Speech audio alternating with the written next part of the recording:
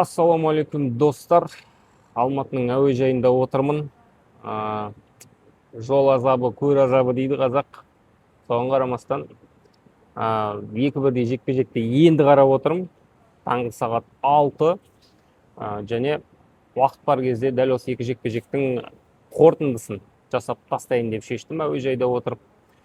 Жаңа ғана қарап шыққаннан кейін бірнеше ой түйгенім бар. Бакудегі UFC аяқталды және бүгін мен тек қана біздің екі жігіттің жекпе-жегіне тоқталамын. Бірінші бұл Бекзат Алмахан, өкінішке қарай факт ретінде тіркейміз. Бұл жекпе-жекте жеңілді. Джан Мацумотоның қолын көтерді төрешілер. Енді жалпы жекпе-жекті алып қарайтын болсақ, шыны керек бір жаққа басымдық беру қиын. Бұлай да айтуға болады. Мацумото жеңді дейтіндердің аргументі бар, Бекзат жеңді дейтіндердің де аргументі бар. Жалпы Бекзаттың соңғы жекпе-жегін алса, Мацумотоның соңғы 3-4 жекпе-жегін алса, осылай не әрі не бері болып төбелесетін әдеті бар. Міне сондай кезекті не әрі не бері жекпе-жек. Бұған дейін 3 жекпе-жек қатарынан сплит деп бекерден бекер өткен талқылау кезінде айтқан жоқпын. Яғни төрешілердің шешімі екіге бөлініп отырған. Бұл жолы әйтеуір бөлінбеген екіге, бірақ соның өзінде де толықтай 3 раунд ала алмады. Джан Мацумото төрешілердің карточкаларында. Енді бұны не үшін айтып отырмын? Бұл негізінен бір қалыптасып келе жатқан тенденция. Мацумото дәл осылай төбелеседі, өкінішке қарай Бекзат та дәл осылай төбелесетін файтерге айналып бара жатыр. Жалпы Бекзатқа келетін болсақ, бір ұпайға жұмыс істей алмайды ма деген бір ой келіп отыр.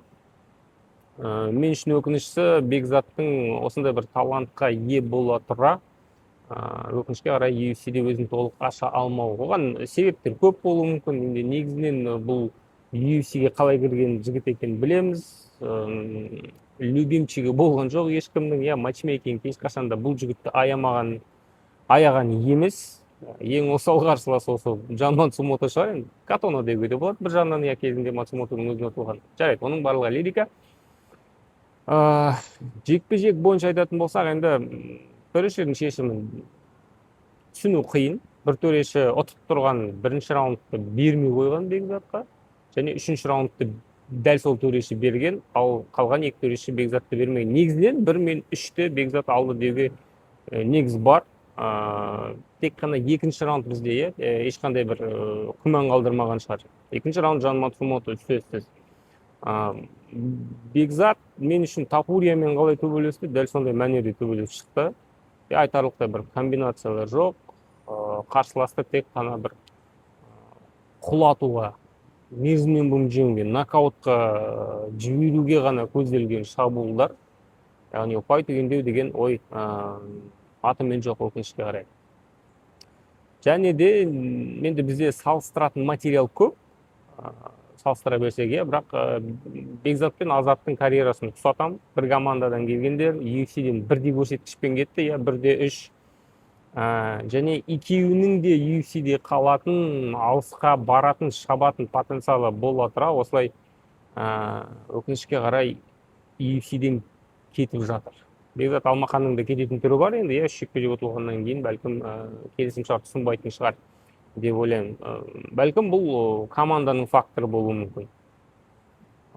Өйткені екі адам бірдей осындай бір-біріне ұқсас жол көрсетіп жатса, бұл шынымен де ойландыратын дүние. Бұл әрине командаға барып тиісу, бір команданың атына кір келтіру, бапкерлердің атына кір келтіру емес. Ол қалыпты нәрсе. Адам бір өскен кезде, патологына жеткен кезде, оны ары қарай сүйреп шығаратын, не болмаса итеріп шығаратын факторлар керек, басқа адамдар керек, басқа орта керек. Бұны асуға келген кезде түсінесіздер қазір не меңзеп отырғанымды. Бекзат өкінішке қарай дәл осы Қазақстанның деңгейінде, Триумф Файтсының деңгейінде бәлкім көп жүріп қалған болар. Өйткені бір-біріне тым қатты үйренген адамдар, ол жерде жеңіл салмақта жігіттер көп, бірақ талай жылдар бойы бір адамдармен спарринг жасап төбелесіп жүргеннен кейін сондай спаррингтер жасап жүргеннен кейін адам бір-біріне үйреніп кетеді. Қауіп сезбейді және жаңа ештеңе әкелмейді, үйренбейді. Көрдіңіздер ме? Прогрестің жоқтың қасы. басты бір проблемалардың бірі бекзат үшін менің ойымша осы жаңа бапкер, жаңа бір көзқарас, дайындықтың жаңа бір стилін, иә, кезінде еркін күшке де екінші серпін берген осы Жалғас Қайраттардың Америкаға барып, Америка көріп келуі, сол жақтың лагерін көріп келуі, иә, Жалғас Сергейлерге қатты әсер етпесе де, бұл фактор кейінгі одан келе жатқан поколениеге қатты әсер етті, иә, буынға, Әлібилерге, Жәнібектерге деген сияқты. Міне осындай нәрсенің жетпейтіні сезіледі. Енді менің көріп отырғаным осы, бекзаттың қатты жанкүйерімін. Негізінен бекзат сияқты жігіттер, бекзат сияқты төбелесетін жігіттер UFC-ге қажет. Әсіресе қазіргі UFC-дің саясатын өзгеретін болсақ, бұндай жігіттер нағыз шоу жасайды, төбелеседі, нокдаун, қабақ жарады. Бұның барлығы қазір UFC-ге қажет. Бірақ егер жеңістерге жетпей жатсаң, онда спорттың аты спорт, спорттық қағидалар сақталуы керек. Сол себепті бәлкім қоштасатын шығар. Енді шыны керек, бұл жекпе-жек бойынша қатты бір қосып айтарым жоқ. Салмақтың жасамауды менің ойымша қатты рөліне, жасамау емес, кеш жасалу, қиын жасалу дейміз ба, иә. Физика қосты деп мысалы Нұрадин мырза айтып жатыр. Соның барлығы әсер етуі ықтимал. Өкінішке қарай қорытынды осындай, шынымен де талант, алмас, иә, әлемнің ең үздік лигасына жете тұра, өкінішке қарай толық ашыла алмай кетті. Бұған кім кінәлі? Бұған енді нақты бір адамдар кінәлі деп есептемеймін. Бұған бір осындай факторлардың жиынтығы, қосындысы кінәлі. Кешенді проблема негізінде. Және ол проблема жалғыз бекзатта бар емес. Ол проблема біздің спорттың біразында бар негізінде. Енді Асу Алмабаевқа көшейік. Асу Алмабаев менің ойымша қазір профессионализмнің нағыз бір нышаны, символы дейміз бе әлде, өйткені бұл жерде шынымен де прогресс бар. Әсіресе қатардағы жекпе-жегіне дайындалған кезде, өзіне қажетті спарринг серіктестерді алып, кейбіреумен бірге лагерден өтіп, Қатарға дейін мысалы Алматыда өтті, Тауда, бұл жолы Осетияда өтті дегендей. Шынымен де өзіне не керек екенін түсінген адам. Өйткені бір кездер естеңізде болар, Хосе Очо мен тіпті Очоға дейін де айтқан болатынбыз. Асу төбелескен кезде негізі Асу қазір бір потолокқа келіп тірелген. Қазір сен сол не потолокты тесіп өтесің, не сол потолокты тесіп өте алмай, сол ары қарай астына кетесің деген сияқты. Мана КП-ге қарсы жекпе-жек біраз ойландырған болу керек деп ойлаймын, иә. Шынымен де дәл осындай кезде жеңістен көп деп айтуға болады. Өйткені дәл осы жекпе-жектен кейін Мануэль КП-ге оңбай ұтылды, иә, оны мойындайық. Бірақ содан кейін прогресс біртіндеп көріне бастады. Хосе Очоға қарсы жекпе-жекте айтарлықтай прогресс көрген жоқ, бірақ ол жерде денсаулығына байланысты проблемалар болды, сол себепті өте бір ұсқынсыз жекпе-жек өткізді дейік. Бірақ қараңыздар, Алекс Переске қарсы жекпе-жектен бастап, шынымен де Асудың өзгере бастағанын көрдік.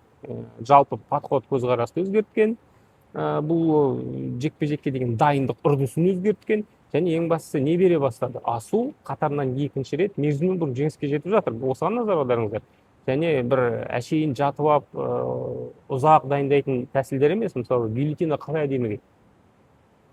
Қатардағы, Алекс Переске қарсы. Қазір мысалы банана сплит немесе сулой стретч дейді, тағы да қалай әдемі кетті? Яғни қазір Асу негізінде UFC-ге не керек, соны беріп отыр. Фиништер керек. Мерзімінен бұрын жеңістер керек па? Міне сап. Және көріңіздер, Асу бұны бірінші раундтарда жасап жатқан жоқ қой. Бұны жекпе-жектің соңында жасап жатыр. Яғни сабмишндер кеш жасалған кезде бұл негізі өте жақсы бір көрсеткіш және өте жақсы ақпарат. Адам үшінші раундта көп күш салатын, көп күш кетіретін сабмишн жасай алса, жасай алатын бір күш қуатын сақтап тұрса, бұл белгілі бір жоғары деңгейдегі дайындықтың белгісі. Өйткені үшінші раундта бұндай күйде әдіс тәсіл жасайтындар көп емес. Бұл өте маңызды дүние ескеретін. Міне бір сол потолокты тесіп өтетін жағдайға жеткенде, әрине, Перес болсын, Джонсон болсын, олар енді ортанқол топ 15-тің тұрақты жігіттері болғанымен бұл ортан қол жігіттер. Бірақ дәл осы ортан қол жігіттерді қалай өтті, қалай басып жаншып өтті, осыған назар аудару керек шығар. Ең бастысы ешқандай мүмкіншілік бермей мерзімнен бұрын жеңіс дәл солай болу керекті. Егер сен ары қарай титулға жетем, титулға қол созамын десең, тек қана осындай жеңістер қажет. Және Дана Уайттың инстаграмына кетті, UFC-дің инстаграмына кетті. Шавкат Рахмоновпен байланыстырып пост жасалды. Яғни шынымен дәл осы жекпе-жек ертең бір жерден тесіп шығудың үлкен бір себебі болуы мүмкін деген ойдамын. Осы жекпе-жектің әсерін біз алдағы уақытта көреміз. Ендігі қадам не деген кезде? Ендігі қадам дегенде әзірше айту қиын, өйткені қазір міне рейтингті де әдейі ашып қарап отырмын. Лонир Кавана мен Брэндон Ройвал өзара жекпе-жек өткізеді. Киоджи Харигучи енді төбелесіп бітті. Манел Капе келесі титулға үміткер болуы мүмкін. Енді асудан жоғары тұрған жігіттерді алып қарайтын болсақ, Тацура Тайра, Александра Пантожа қалды. Осы екеудің біреуі ұтса, асу элита. Өйткені біз бұған дейін айттық, топ, сөзсіз топ, әлемдегі топ. Бірақ сосын элита деген түсінік бар, элитаға 4 адам кіреді. Осы элитаға кіру, чемпиондық бір жекпе-жектің маңайындағы адамдарға кіру үшін небәрі бір жекпе-жек, бір шанс жетпейді. Тым болмағанда болмай қалған жекпе-жек Мореноға қарсы айқасты берсе, сонда болуы мүмкін. Жалпы бұл жекпе-жектегі перформанс өзін өте жақсы көрсетуі кәдімгідей матчмейкингтің асуға деген көзқарасын өзгертті деп есептеймін. Мына жігіттен түбі бірдеңе шығады деп ана жерде отырған Хантер Кэмпбеллдің өзі де ойланып қалған шығар. Қазақтар барып қиқулатып қайтты. Содан кейін енді Абылай ханды да атап кішкене қазақы трэшток жасағаны бар. Ана жерде қазақтардың арқасы қозып кеткен болу керек барлығының. Анандай трэштокты естіген кезде Саят Абдрахманов аудармашы болып тұрған басы қатып қалған шығар, мынаны қалай аударамын деп. Бірақ осымен 8-ші жекпе-жек асудың менің ойымша UFC-дегі ең үздік жекпе-жегі біріншіден, екіншіден алда жеміс беретін, ең үлкен бір нәтижеге жеткізетін дәл осы бір старт Чарльз Джонсоннан басталғандай. Шынымен де асуды қазір бұрын титулдың маңайында елестете алмайтын, бірақ мынадай прогрессті көргеннен кейін, әсіресе бір қызығы күресте прогрессті көрдім, мойыннан ұстап, аяқтан іліп алу, сетаптар, позициядан позиция алмастыру деген нәрселер. Негізінде асу бұрын қатты тәуекел етпей күресетін, күресте қатып қалатын бір әдеті бар еді. Қазір позиция алмастыру, оп-оңай өтіп кету, бір әдістен екінші әдіске көшу деген нәрселерді оп-оңай жасайды екен. Яғни белгілі бір трансформация сезіледі кәдімгідей. Бәлкім тұлға ретінде, спортшы ретінде айту қиын, бірақ өз-өзімен жұмыс жасап жатқан адам екен, кәдімгідей жекпе-жектеріне сезіледі. Сондықтан дәл осы жекпе-жек алдағы уақытта асуды титулға жеткізетін бір алғашқы адамдардың болуы мүмкін. Матчмейкингтің басшылықтың көңілінен шыққан сияқты барлығы. Сондықтан енді келесі ол кімді береді, соған байланысты болады. Джонсонның ар жақ бер жағындағы біреуді берсе, онда асуға әлі біраз жүру керек. Ал бұрынғы чемпион болған, не болмаса чемпиондыққа таласқан біреуді берсе, не болмаса топ 5-тегі біреуді берсе, ол жерде әңгіме басқа. Турнир бойынша, жекпе-жектер бойынша қорытынды осы. Қалған жекпе-жектерге тоқталмай қойын, өйткені оларды қарағанда жоқпын шыны керек. Осы екеуін қарауға уақытым жетті. Қорытындым менің осы. Сіздер де өз пікірлеріңізді жаза отырыңыздар. Және бұл арнаға да жазылыңыздар. Бұл видеоның астына өзімнің әлеуметтік желілеріме сілтеме қалдырам. Әсіресе Telegram каналға. Telegram каналымда өзімнің жиірек MMA туралы жазып айтып тұрам. Сол жаққа да өте жүріңіздер. Болды. Назарларыңызға рахмет. Сіздердің пікірлеріңізді дәл осы видеоның астында күтемін.